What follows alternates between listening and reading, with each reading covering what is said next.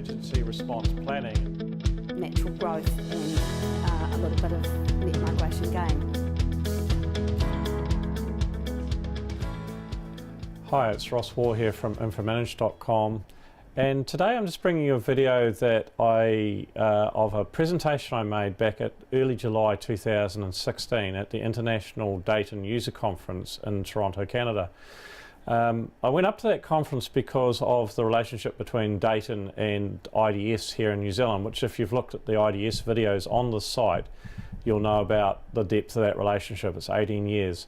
And because I was going up there, they asked me to do a keynote. And so I prepared an hour-long keynote for the conference based on a North American audience. And so the illustrations in this keynote that we're going to see today revolve around North American practice and North American issues, but I think they're equally relevant to asset managers in the rest of the world, hence the desire to record this for you back here in New Zealand in early August 2016 and to present it to you. So this is an hour-long keynote from the 2016 International Data and User Conference in Canada, and it was entitled Myths, Realities and Money. And it's basically in three parts, and it deals with the first part, societal myths, and the impact that they have on infrastructure within a North American context. Realities of long-term infrastructure management, dealing with some life cycle management and the structure of infrastructure management. And then finally, the availability of money and the willingness to pay for infrastructure. So we'll start with societal myths and examining the societal myths that our politicians and also we tell ourselves and the impact this has on infrastructure management. So we're going to start this examination of societal myths by looking at the Gapminder Ignorance Study, and this is a study that has been developed by Hans Rosling of gapminder.org, and the references in the slide. And he's a professor of public health in Sweden, and he's done a lot of TED talks. If you go put Hans Rosling into TED, you'll pick him up. Some very interesting talks about the progression of public health worldwide. And what he's found out, and the team that he works with over a number of years, is that people are actually quite ignorant of the changes that have gone on in global public health over the last 20 to 30 years. And so they set out to try and find out why. And if you go into that web link, there's a 20-minute TED talk on that and a lot more detail. I'd encourage you to go and have a look at that. But essentially, it came down to three things, as shown on the slide. The first is that our own experience is not representative, i.e. we have a personal bias based on where we've been born, how we've been raised, what culture we've been raised in. Secondly, the facts that we're taught at school are quite outdated. And teachers bring both outdated facts and their own personal bias to things as well. So we have our own personal bias, we're taught outdated facts through our education, and thirdly, our news and media organisations have a bias as well. And so at the end of the day, that ends up providing skewed information and an intuition that gives us an upside down view of the world.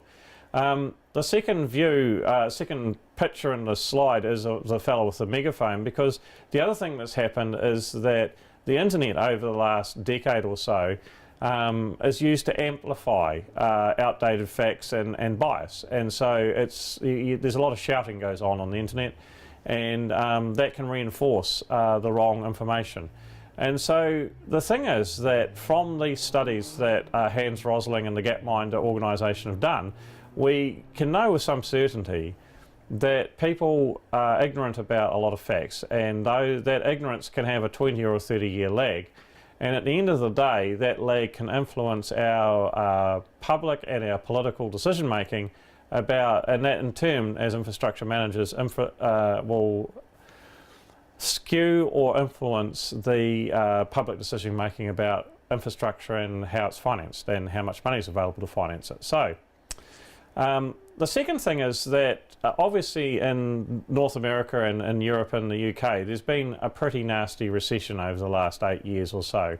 And in New Zealand, we had our equivalent of that back in the 1987 to 1995 over a period of 8 years. And it was pretty much called the last one turn out the lights recession.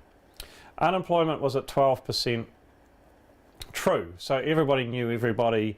somebody that was out of work. That included highly qualified professionals, engineers, accountants, lawyers, right across all the professional spectrum, tradesmen, labourers, the whole lot. There were people unemployed. Secondly, house interest first mortgage rates were 20.5%, which in today's context just seems astronomical.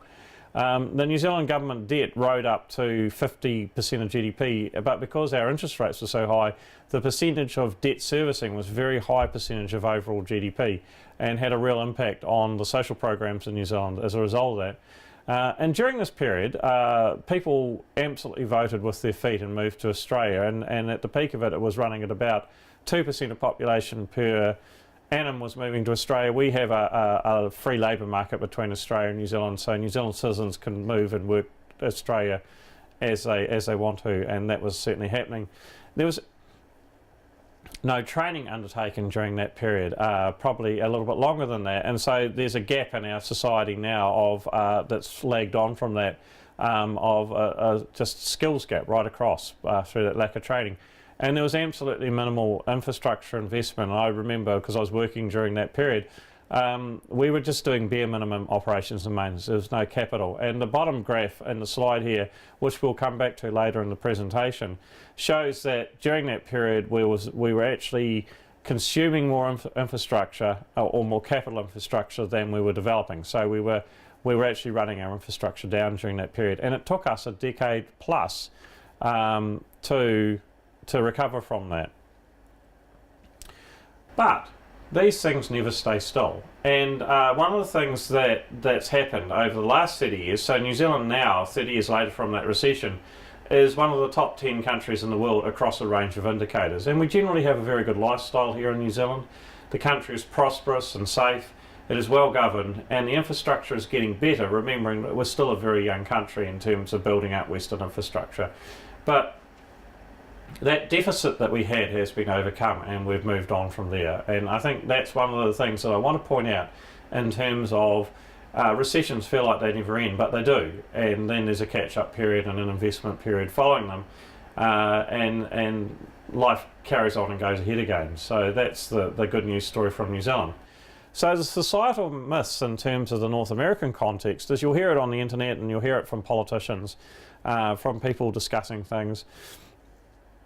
The US and Australia are going down the gurgler, you know, they're going down the plug hole. And other people might express the opinion that there's just a long decline from now onwards in the USA and Canada. Or perhaps the best is already behind us or past us. And the feeling that we, the current generation, have had it better than our children ever will. And I've even heard through on the internet and through news, American politicians and commentators expressing the opinion that the USA is becoming a third world country. And in fact, if you put that into Google, it'll come up as a search, self-fill. So the question is, and bearing in mind the Hans Rosling Gapminder type ignorance survey as well, is this in fact true? And bearing in mind, of course, that the man with the megaphone on the internet is amplifying and shouting all this information at you as well. Well, the US is third world. No, that's not true. And that, in fact, would be Haiti in the hemisphere that the US is in. We've had US presidential candidates and congressmen making such statements. And in fact, you know, go back to that recession in New Zealand, and even since we've had the similar sort of comments about New Zealand from our politicians over here. And that's not true either. If you put 10 signs USA is becoming, Google will fill a third world country. So obviously there's a whole heap of people searching on it. The image there is of Port-au-Prince in Haiti, and that's what third world looks like. And obviously they had the devastation from the earthquake there that's made the problems in Haiti even worse. Let's examine, or let's dig into the question of where the USA sits, and Canada for that matter, by looking at the USA as a percentage of world GDP. And in fact, one country is, in terms of the United States of America, is approximately currently 25% of world GDP. And what the 7 next largest economies, including the European Union, comprise 75% of the total world GDP. So you can see, and Canada's on that, in that graphic as well. So you can see the USA is in fact a massive economy. It occupies a quarter of the world GDP, not really a prescription for being a third world country. if we look at the G7, this is the global 7 largest economies, and this image here, which I've just grabbed off Wikipedia, and this one's sorted by purchasing power price parity GDP. You'll see that the USA is at the top per capita, followed by Germany and then Canada. And so again, the USA and Canada are right at the top of the world economies in terms of GDP per capita, and also in terms of the USA, obviously the world's largest single country as well in terms of GDP.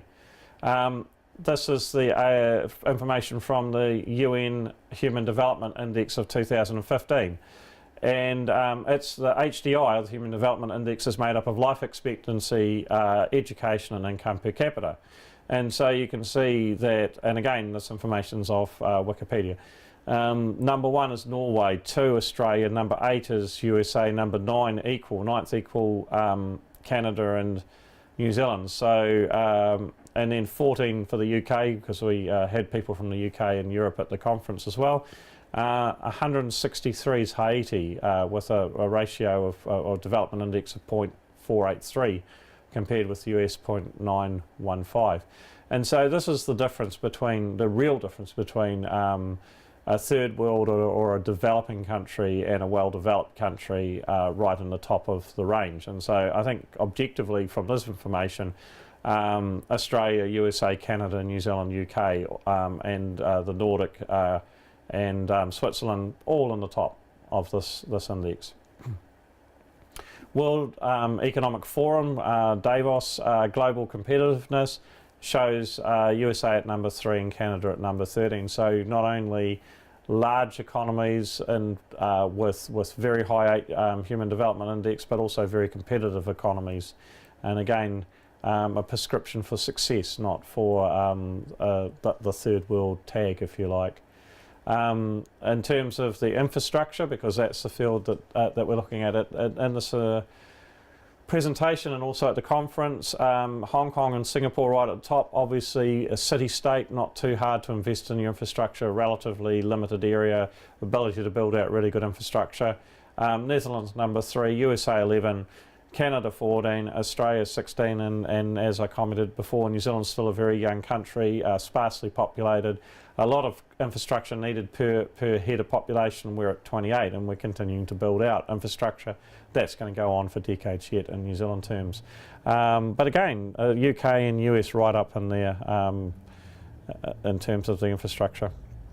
IMD, another Swiss organisation that looks at world competitiveness, and they have the USA 3rd overall, first in economy, first in infrastructure in terms of their rankings. So again, Canada 10th overall, and again doing very well in terms of those rankings. New Zealand 16, Australia 17th, so again right up there in terms of total world. You know, when we're thinking 200 plus countries, being in the top 10 to 15 is nothing to be sneezed at, and demonstrates countries that are doing pretty well.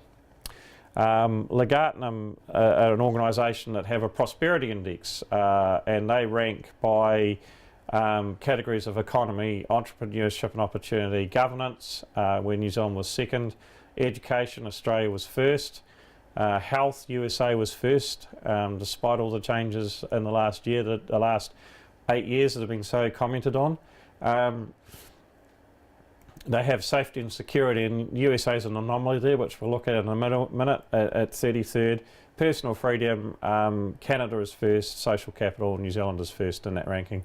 And so the rank of countries there, yeah, Nordic and Switzerland again at the top, New Zealand 4, Canada 6, Australia 7, US 11, and that's primarily because of the safety and security number, UK 15. And if we look at that, the green is at the top of the indices across all of the index there, and of course the USA showing up with that anomaly around safety and security. And of course anybody in the US can turn on their news any night and hear about that, as can us and the rest of the world. And that's really, for the US, the only anomaly in terms of all those factors. All the rest of them are pretty high and pretty good. If we look at global middle class and annual disposable income per household, this is from The Economist. And so we have Canada first, USA second. This was big economies. Australia third, UK a bit further down, China, Russia, China, India a lot further down, and New Zealand would be just a little bit around about Australia and the UK. We were too small for this particular graphic. And so, again, whilst you'll hear lots of information on the internet and the news about how terrible things are for the Canadian and American middle class, in global terms, they're doing pretty well in terms of GDP per purchasing power per capita information. Social Progress Index, and this particular index I think was designed particularly to make the US look bad. And so there's, if you look at the slide, there's 3 dots there. The blue dot is around basic human needs. The brown dot, foundations of wellbeing. The green dot is around opportunity. I've put the link in there if you want to go and dig into it a little bit more. New Zealand's 5 on that, Canada 6, Australia 10, UK 11, USA 16, and that's with the USA has some income disparities across the spectrum. Even with an index that's probably stacked against the US, still number 16. So, and I could pull stuff out like that all day. That's just a small sampling, and essentially Australia, New Zealand, UK, US, Canada, all in the top 15, and often in the top 10 of any of these sorts of indices. And then your Nordic countries, your Northern European and Swiss make out the bulk of them. If you were paying attention there, obviously Germany and the Netherlands also doing pretty well in some of those indices as well. So if it's not true, and I think demonstratively and factually it is not true, and in fact that the USA and Canada are turning into third world countries, and they are in fact doing really, really well, why does it feel like it's all going wrong? And I think that's an important thing to examine, because again it also impacts on what we're going to do about infrastructure. They're doing great economically and socially, but we feel people, and I've had conversations with US and Canadian colleagues, there's this feeling that it's not right. And I think the first thing is that megaphone effect of the media and the internet, which magnifies problems and the extremes of the problems. There's been high unemployment during the recession years over the last 7 or 8 years. There's higher inequality during recessions, and I've got a wee graphic to show that in a second. There's diminished expectation that comes about during recessions as well, but they also end. And then there's also the geopolitical considerations. So let's have a look at that in a little bit more detail. First of all, this graph on the left of the slide here shows the unemployment, and the blue line at the top is actually the true unemployment, and of course it peaked quite high and it's still at 10%. Those are not the published unemployment figures. This is unemployment figures plus people who have stopped looking for work. So what you would say is the true unemployment. And so again, in the US, everybody's going to know somebody in their extended friend group or their extended family who is either given up looking for a job or doesn't have a job that wants one. And so that impacts on how you feel about how things are going.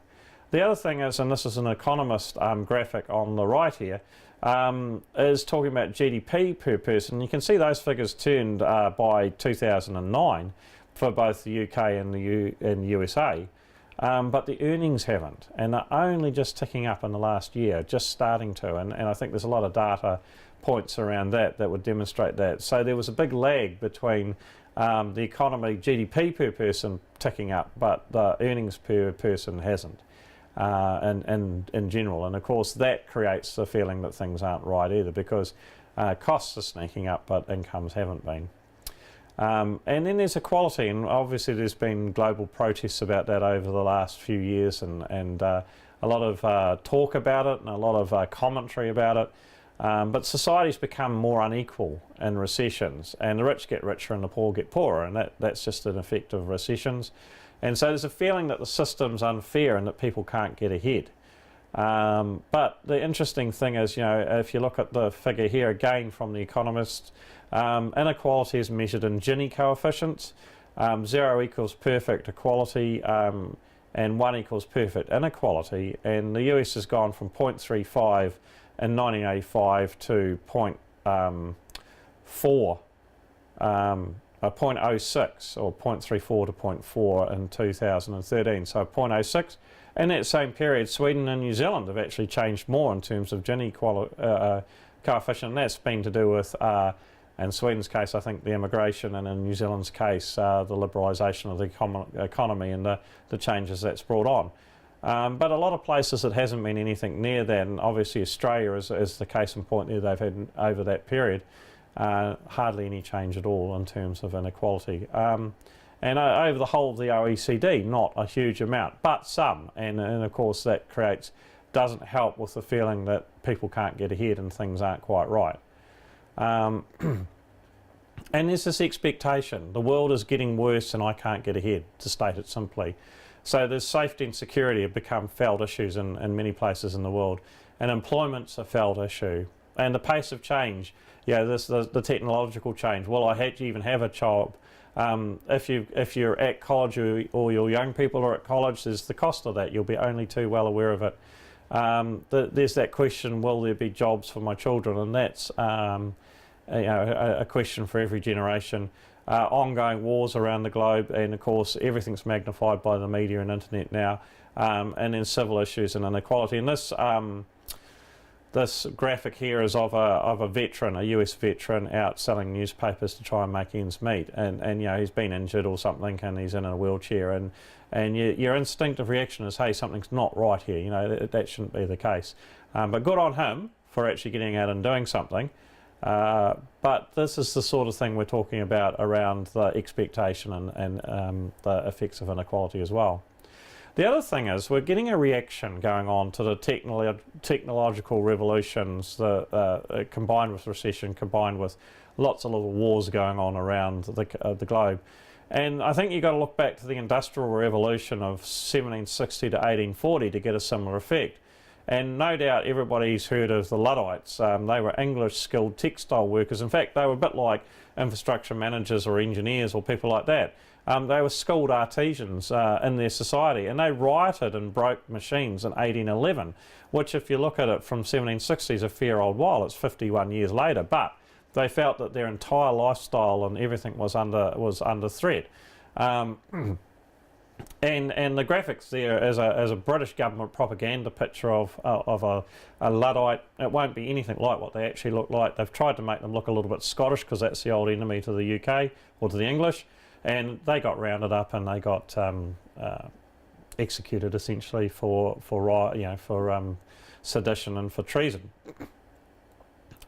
So we've had this technological revolution from the 1980s, internet age starting in the 1990s. And it's causing massive and ongoing structural shifts in society. Jobs are disappearing, different jobs are getting made. Right at the moment, there's this worldwide phenomenon of Pokemon Go going on, which is a virtual reality type thing. And who would have thought of that 20 or 30 years ago? And that, tens of thousands of people would be playing it all around the world. Add to that 2008 to 2006, a massive worldwide recession. Well, the recession might have been a bit short of that, but the effects have certainly been that period from 2008 to 2016, 8 years, ongoing wars with the megaphone effect. And what it does is it creates very high societal uncertainty, which again feeds into that feeling that everything's not right. Niall Ferguson, in fact, who is a economic history professor at Harvard, an Englishman, and he recently was in New Zealand and had a seminar that was behind a paywall, so I haven't felt that I can use it, even though I subscribe to that particular service. And but this one was in the public domain, and what he's actually saying is he thinks back in February 2016 the US economy reached its true inflection point, with the caveat around the Brexit, of course, and what that's going to do to the global economy. But the question was asked of him, and this is you can search for this on the internet, it's there, from Barron's, is the US economy has been growing by only 2 to 3% a year. Why isn't it firing on all cylinders? And he said there's three theories. The first is the 7-year hangover theory, which would support the February 2016 inflection point. There's a secular stagnation theory. The economy is in a depressed state and the low interest rates currently there would support that. That's a theory. And there's a geopolitical theory which says that modern American history has tended to be growth is high when the times when national strength and low in times of national weakness. And because of that, that's because US weakness affects the whole world. And US growth isn't low at the moment compared with very long-term average, but it's sluggish compared with the Cold War days, and that's simply because the US perceived a threat, so it lifted itself to meet that threat, and its whole economy lifted with it. And of course, there's a US presidential election going on at this period. Back in June 2016, when I prepared the presentation and the slides, there were still three contenders for the presidential election at that point. Bernie Sanders had picked up on it with his slogan, picked on what we've been talking about, a future to believe in, as had Donald Trump with Make America Great Again, and Hillary Clinton had a different slogan, Hillary for America. And so 2 out of the 3 remaining candidates in June touch on the subject, and effectively they're tapping into popular sentiment around what's going on. And the picture of the White House there has the Marine Corps band, because I'm not an American and I don't actually have a political position on American politics, but that seemed to be pretty neutral to me in terms of the White House. So the thing is that what you're seeing in the politics, of course, is that political contenders and candidates are picking up on popular sentiment, no surprises there, and tapping into this, hey, everything's not as it should be. But I'm going to give the last word to Warren Buffett on this particular subject from Berkshire Hathaway. And of course, every year, if you follow him at all, you'll know that he publishes an annual report. And in his 2015 annual report, he talked about the amount of money that Berkshire Hathaway was investing into the US economy. It was a pretty serious amount of money. So they're betting on the US economy to do well. They're invested in energy, rail, housing, consumer goods, insurance, food, beverage and finance. So they're getting a really good feel from all of those businesses that they're invested in, just how the US economy is actually performing. They'd spent $5.8 billion capital on rail in 2015, which isn't insignificant. And Warren Buffett makes a number of comments in his annual report about the US economy and how well it's doing in reality, and how well it's likely to do in the coming years. But I've just picked this one quote from that report. For 240 years, it's been a terrible mistake to bet against America, and now is no time to start. America's golden goose of commerce and innovation will continue to lay more and larger eggs. America's social security promises will be honoured and perhaps made more generous. And yes, America's kids will live far better than their parents did. Warren Buffett. So a different opinion from, say, political opinion from Warren, from a man that has feedback coming from right across the American economy. And has done very well on betting for the American economy too over the years, it might be said. So why does this all matter for infrastructure? And it's simply this, and we saw it in New Zealand back in our last one out, turn out the lights recession as well. If society believes it is all going to get worse, then it won't invest in infrastructure. Why would you invest in stuff that's pretty expensive, that has a 50-year life or a 100-year life, if you think that it's all going to fall to pieces a lot sooner than that? Conversely, if society believes the best is yet to come, it will invest in infrastructure, because the best is still coming. This is for your kids and your grandkids, and you'll profit from it because the best is coming. And so as infrastructure professionals, we have to deal with the impact of these societal mis and directions, and remember from the Gapminder information that there might in fact be a 20-year fact lag, and that has a real impact on what we're doing, simply because if you're going out for investment and the popular sentiment is, well, it's all going to get worse, you're really going to struggle to get the political commitment to that investment. If that sentiment lags into society for 15 or 20 years, that means that everything is going to get worse because you won't have invested enough in infrastructure. So moving on to the realities of infrastructure management, and in this section of the talk, the middle section, I want to talk about levels of service. We could talk about growth and risk, but we're not really going to cover growth, and a bit on life cycle management. I want to start with this set of slides here. I prepared these slides a year ago for the International Federation of Municipal Engineers and joint conference with IPWEA, International Conference, was held in Rotorua. This set of slides and the talk around it won best paper for infrastructure management, which was very nice. And I've had a lot of feedback from colleagues across Australia and New Zealand that they hit the mark. Now, the assumption with these slides, this slide, is that you've already got an asset inventory or an asset register that's in reasonable shape. And so what I wanted to demonstrate, the talk last year was about the fact that we sometimes try to make infrastructure management far too complicated. And so we've got levels of service, future demand and risk on the left-hand side, flowing into your life cycle management, which is operations, maintenance, renewals, new capital disposal and optimisation of assets through their life cycle. That then flows on into your financials, operations for maintenance, renewal, capital and maybe depreciation lines and expenditure, and then revenue, fees, charges, tariffs, loans, grants, funding, bonds in your revenue line. And what happens is when you look at that, the first thing you'll find out is that you'll have gaps between your desired or required levels of service and what you are delivering. Your future demand might be changing and creating a gap, more capital needed, or a reconfiguration of your assets, and there'll be a gap often with your risks as well. And so then you have another level of analysis and you say, well, what does that do do we need to buy some more assets? Do we need to change the way we're managing them? Do we need different assets? And then you get around to your financials, and often you find out that, hey, we can't actually afford what all of this is indicating. So then your choice is to re-examine your risks, re-examine your future demand, re-examine your levels of service, run that through your life cycle management again and say, hey, does that drop our expenditure? Or alternatively, you've got to find some more revenue. And that's quite an iterative process, and the further out you take your asset management, the more uncertainties you have in there.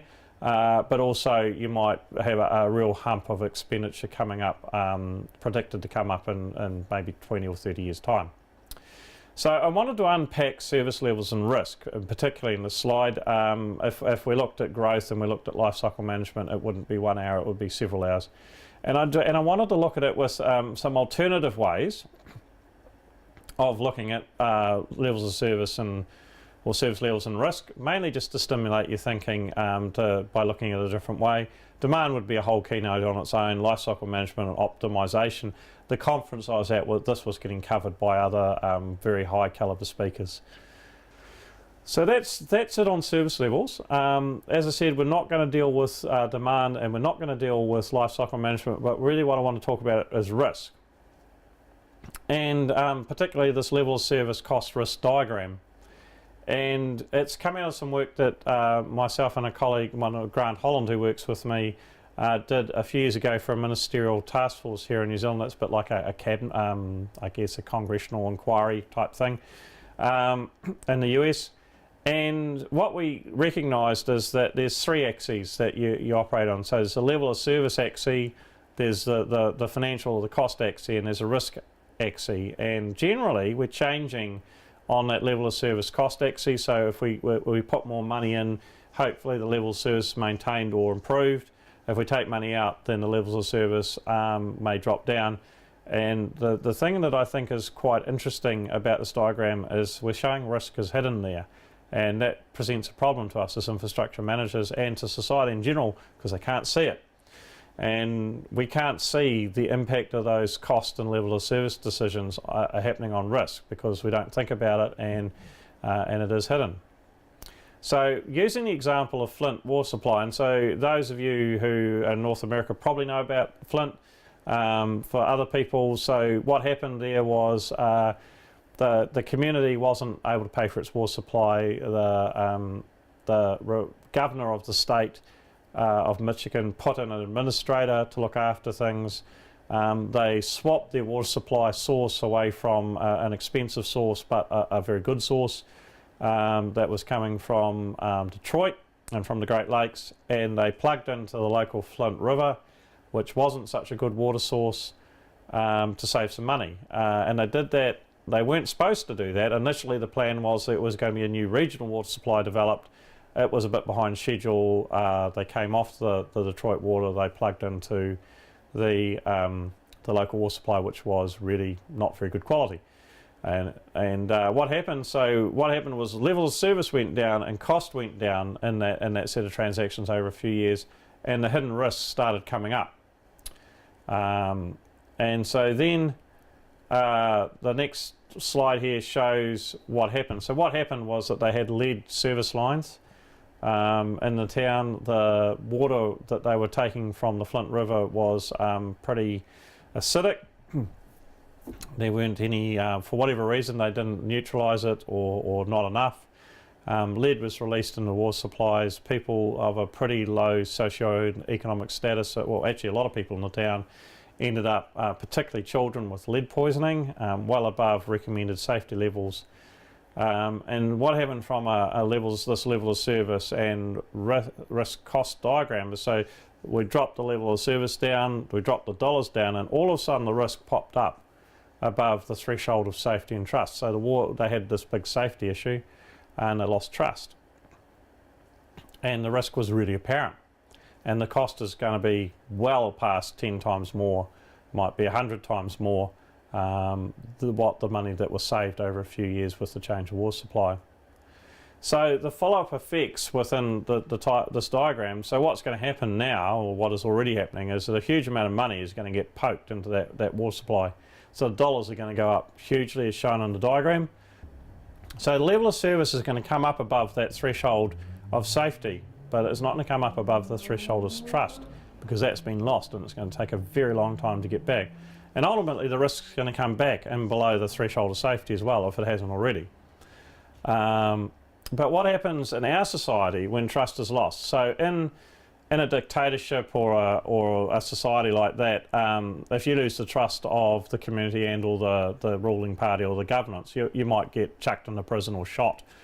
In a Western liberal democracy, what happens when trust is lost is that we have legislation and we have regulations and we have cost of alternative action, and we'll have litigation and we have societal cost, and that litigation might be class action, so it could be quite expensive, and we end up with a lot of mandated inspections and investigations. So the costs carry on for a very long time as a result of levels of service falling below the safety and trust threshold, and that hidden risk showing up. And the interesting thing is this diagram we'll picture here is again off Wikipedia, and Mississippi River Bridge, the I-35 collapsed on August the 1st, 2007, 13 died, 145 injured, and cost hundreds of millions of dollars to rectify that problem. And there are a whole heap of reasons why that bridge collapsed. Lots of very detailed reports on it. But if you go back to the 70s and 80s or even the 1960s in the engineering profession, there was a lot of factors of safety built into the engineering. And a lot of people say, oh, you over-engineered things and they cost too much and society can't afford that now. And that may or may not be true. But the thing I think is, as we've sharpened our practice and as we've moved towards less cost and just in time and all of those sorts of good things, and sweating infrastructure and getting the most out of it, the factors of safety have come down, and that's part of that hidden risk equation.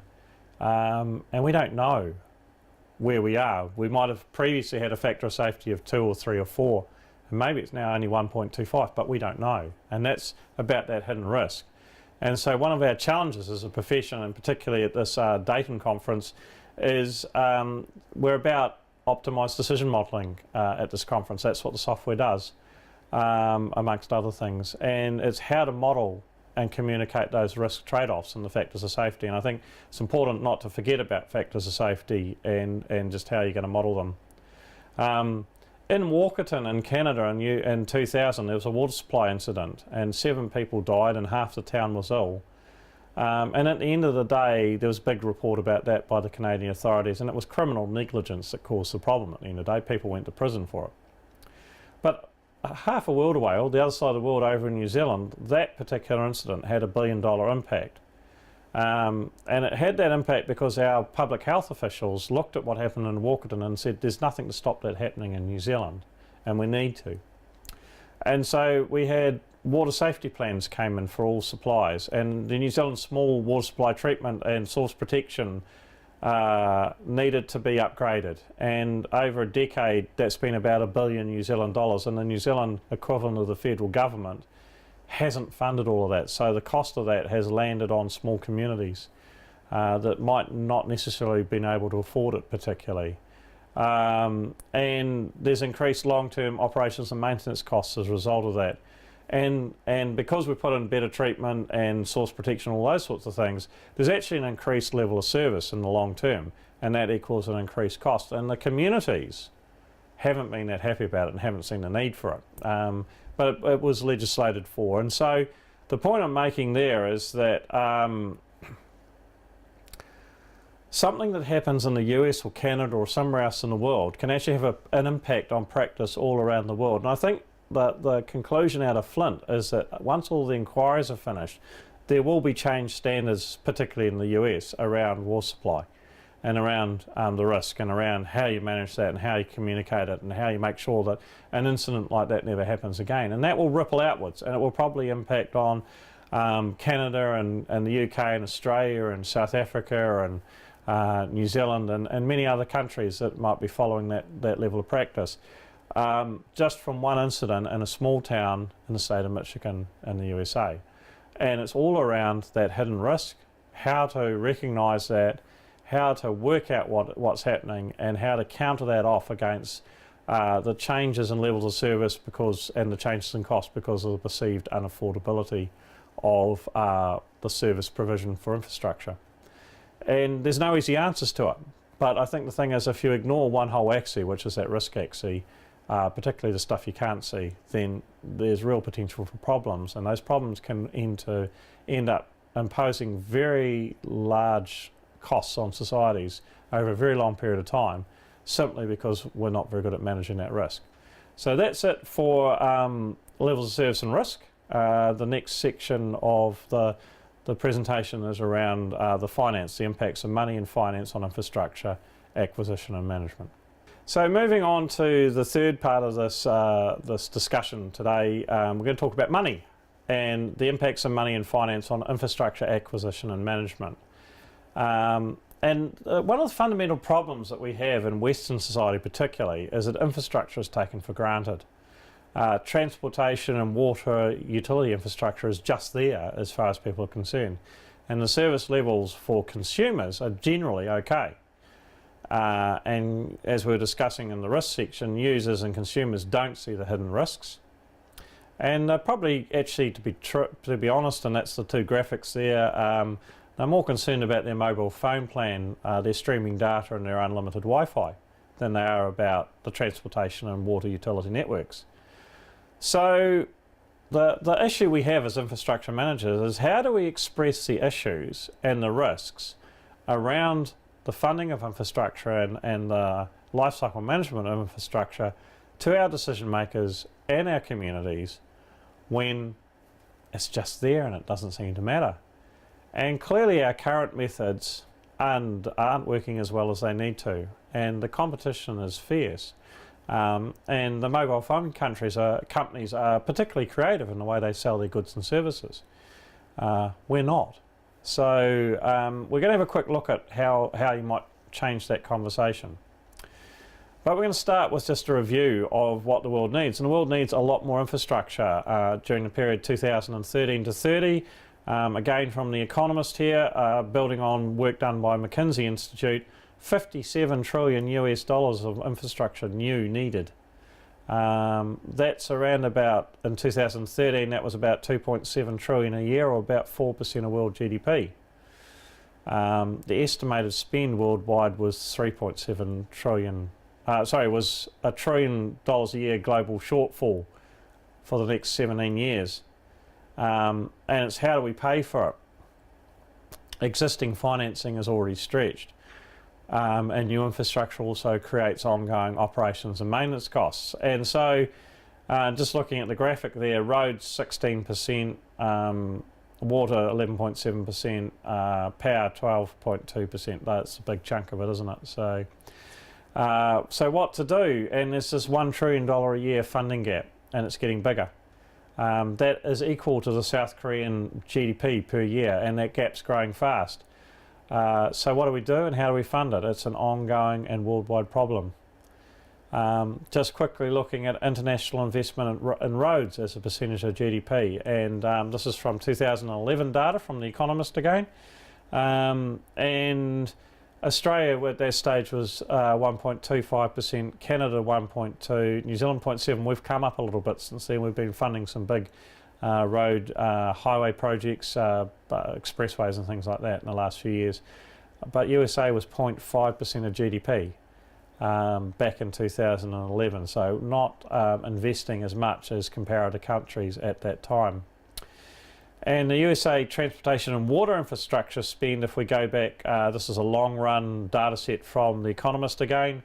You can see that big lot of capital invested late 1950s through to 1970. Operations and maintenance as a percentage of GDP has been pretty steady, but just dropping off lately. Capital was, at the height was 3% of GDP. It's now down to about 1% for both of those. In 1960, 3% of GDP was capital, 2% was operations and maintenance. So 5% of total GDP was spent on infrastructure. 2007, 1% of GDP capital for the US, 1.4% operations and maintenance. So 2.4% of GDP. Admittedly, the US economy is a lot bigger now than it was, but relatively a lot less money getting spent. McKinsey estimated that rich countries' infrastructure spend was about 2.5% of GDP total, and that should be around about 3.5% of GDP. So if we took the 2014 US infrastructure spend of 416 billion, equaling 2.25% of GDP, if we take the 2015 GDP of 18.5 trillion, 1% of that would be an extra 185 billion expenditure, which is equivalent of 44% more than current expenditure. So that gives you just some really round figures, the size of the gap. And Canada would be based on a 16 trillion GDP, 1% would be 16 billion extra. Lots of money to spend on infrastructure. There's a very good Congressional Budget Office report in 2014 that's available on the internet if you want to dig into this for the US. That was the figure there, the 214, of which billion highways is 165 billion, mass transport 65, aviation 36, and water was 109 billion utilities. So it just gives you a handle on the spread of the spend. Just coming back to that New Zealand diagram we looked at right at the start of the talk, during the big recession, the last one out, turned out the lights recession back in the late 1980s, we had the situation where our consumption of fixed capital infrastructure was higher than our expenditure. You can see the big dip off in that diagram at the start of that period. And we caught up again about 1995, 1996, which coincidentally was when infrastructure asset management was introduced by law into New Zealand, right at the end of that recession and the effects of it. And you can see from there that we recovered and our capital expenditure was well ahead of consumption, and that the 2007 recession, while it has led to a drop, nowhere near getting close to the consumption of infrastructure level, and that's around sustained investment in the intermediary period and around good asset management. The other thing in the report, the same report this came out of, called Water and Roads by the New Zealand Office of the Auditor General, was infrastructure waves. And New Zealand has had pretty constant highway or transportation expenditure over the period from about 1955. Had some big waves of utility building 1950s through to mid-1970s. And then you can see that big dip off with the recession in 87, and then taking off again, and that's all been treatment upgrades pretty much, and some pipe utilities, but mainly treatment upgrades from about 1995 onwards. Now, the interesting thing from New Zealand's point of view is a lot of that 1960s pipe is going to come up for replacement or renewal about the same time as the treatment trade upgrades are. let's say about 2030 to 2040, and we've got a lot of work to do between now and then to work out where and how, and to optimise the expenditure and get it to a point where it's affordable for our society. That's going to keep us busy. Coming back to US infrastructure, long-term spend on GDP, percentage of GDP, this is the Congressional Budget Office figures again, looks pretty good, doesn't it? The percentage of infrastructure has stayed pretty steady from 1950s through to 2011, just slightly tailing off. But when we look at the recessionary impact, it's quite clear. So this latest recession, couple of indices there, GDP, it doesn't look too bad, but when you run it up against infrastructure-specific price indices, there's been a 9% decrease in expenditure over the period 2003 to 2014. That suggests, and the CBO has some other figures we're going to look at in a second, that there's underinvestment going on.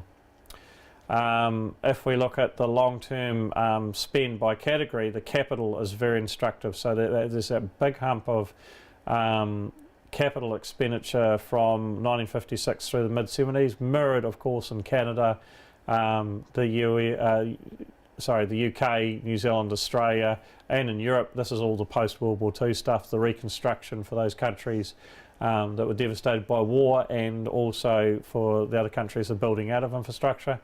And then look at the decrease off the big recession that we've just coming out of. 23% decrease in capital expenditure in the US, 6% increase in operations and maintenance. So what we can conclude from this graph is that operations and maintenance has been ticking along about where it should be. There's a big catch-up of capital expenditure required over the next period in the US. And the other interesting thing from the CBO is, of course, the most of the drop-off's been in federal funding. State and local government funding has been a smaller decrease, and that's not surprising because they're a lot closer to the action, and they know the needs in their own counties or their own cities or their own state, whereas federal has got to spread it across a much larger audience, a lot more states, of course, and a lot of other competing demands for the money. So just to sum up this in this slide here, so the US had a large capital spend in the 1960s, which is going to create a renewal echo now or soon. Long-term average spend of should be currently is about 2.5% of GDP in the developed world, OECD countries. International research suggests around about 3.5% of GDP is required. That's some fairly large numbers in the US context, about 185 billion extra a year. 2003 to 2014, 9% real decrease in overall expenditure, and 23% decrease in the US capital expenditure. And federal spending, about 25% has dropped more than state and local spending. And as we saw in New Zealand, and as you're seeing here in the US, it's very easy to underinvest in infrastructure in recessions as the results don't actually show up for some time. And I guess that's about what the DTIMS modelling of this conference is all about. It's about that optimisation of expenditure, but we all know that we can get away with underinvesting for a while, and then it shows up, and it'll create a less than optimal expenditure profile going forward.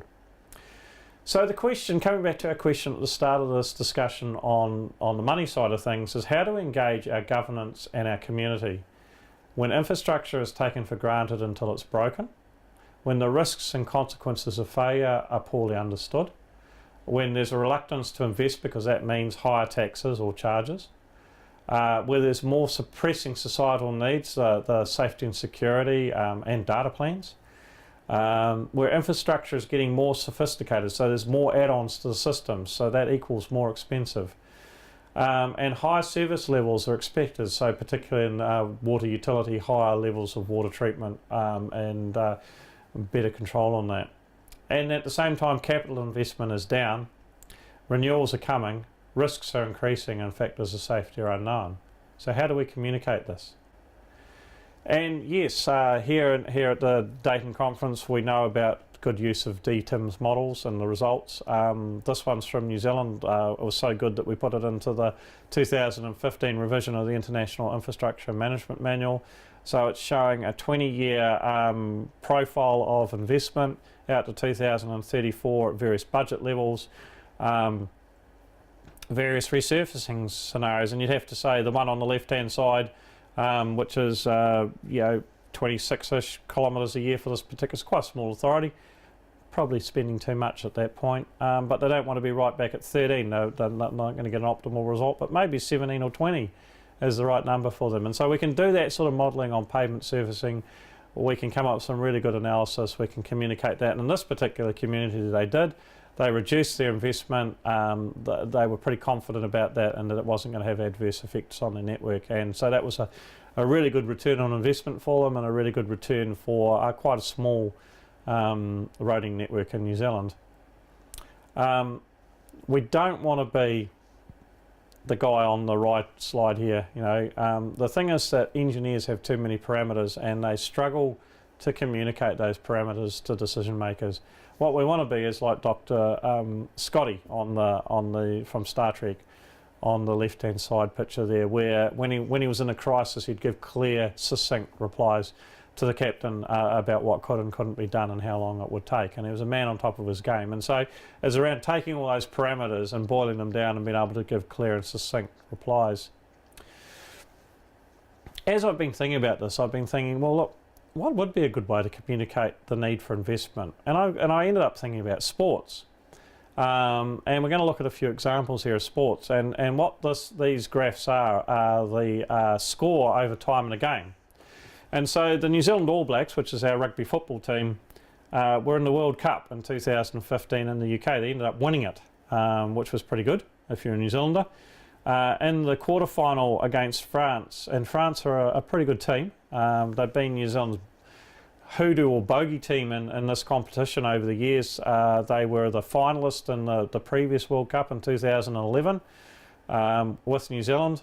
And they've been a team that can beat New Zealand quite consistently when they try. And in this particular game, the result was 62-13. It was described as a masterclass in world rugby. And the All Blacks started scoring very early in the game, and they kept on scoring. France got through to about 30-35 minutes, about 40% of the way through the game, didn't score again. In reality, by about minute 25, the game was in effect over in terms of who was going to win it. There was no way France were going to come back.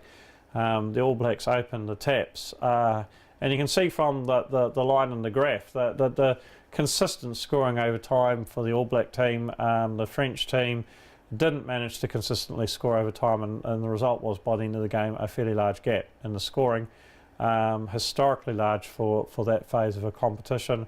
And the All Blacks won, which a lot of New Zealanders were very happy about. I'm not sure that a lot of French were very happy about it. But anyway, consistent scoring won the game. Let's look at the Super Bowl 15, 2016, which was a bit earlier in 2016. Broncos versus the Panthers. And at the Dayton conference, there was some people from a state DOT in Broncos territory, and they said, right, yep, we're going to use this as an example back home. But the reality in that game is across the four quarters is that the Broncos were ahead by 10 points or so at the first quarter. The Panthers hadn't scored, and they just stayed ahead for the whole game.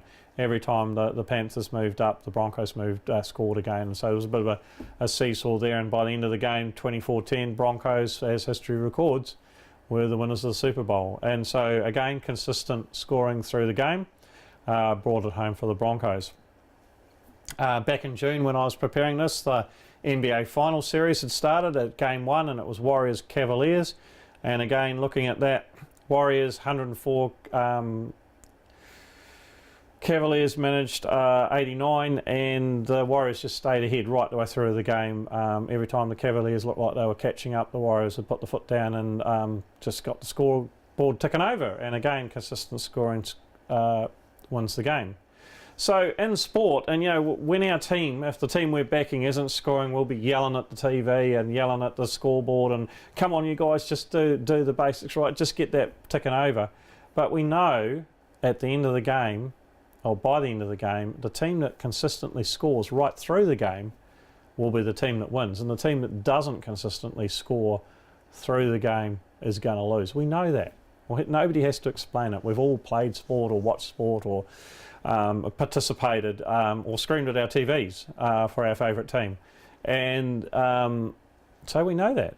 And when our team's dropping off and not scoring, we know they're in trouble.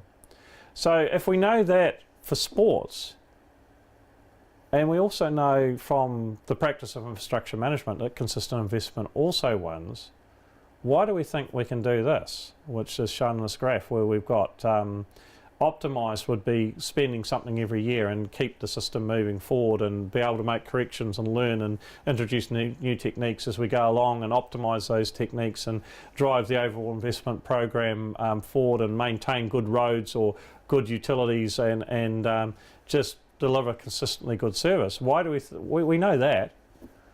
That's the right answer. Why do we think we can spend nothing for decades and then all of a sudden in a very short period of time we're going to invest a whole lot of money and get it back to where it should be? And when you look at that logically, and particularly in terms of the sports analogy, it just doesn't work. Not only is your level of service going to go down and you're going to introduce a whole lot of risk, but when you do try and do that big investment, who's going to build it? Who's going to supervise it? Who's going to project manage it? Who's going to design it? And who's going to fund it? And you'll be creating an artificial peak, so you'll be paying top dollar for it as well, and you lose your opportunities to optimise both your techniques and also as you go along, and you lose your ability to adjust stuff as you go along. And so I reckon it's pretty simple. You know, consistent investment wins, consistent scoring wins, and that's a message we can take back to our decision makers. So in conclusion, just some thoughts to take away. We've got to deal with those societal myths, and it is an issue for infrastructure managers, and there is a 20-year lag. So the myths that have built up over the last decade in Western societies, we're going to be dealing with for the next 20 years. Levels of service do need to be modelled across a range from leased provision through to highly specialist assets with different drivers for those. There is that risk-cost level of service trade-off, and it's how to model that and how to communicate that. And risk factors of safety we need to sort those out around the safety of our systems and maintaining trust. When we lose trust, it's a long, long way and a long, long time to come back from it. And we need to communicate, and perhaps using the sports analogy as one of those ways of doing that, the advantages of consistent investment at the right level at the right time. Thank you very much.